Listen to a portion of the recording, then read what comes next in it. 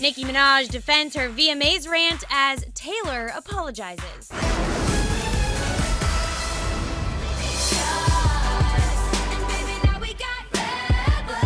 Nicki and Taylor got in a headline-making Twitter feud this week over MTV Video Music Award nominations.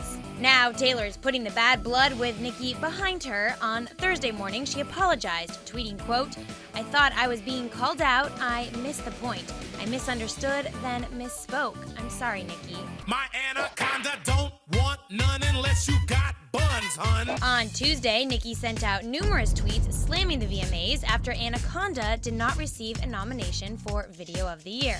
Taylor got involved, tweeting at Nicki, quote, "I've done nothing but love and support you. It's unlike you to pit women against each other. Maybe one of the men took your slot."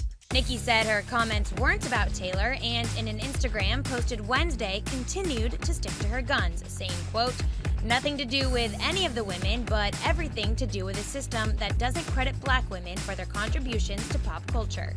And then Thursday morning, Taylor's apology. So what do you guys think of how this has all played out? Let us know on Twitter using that hashtag ETNow.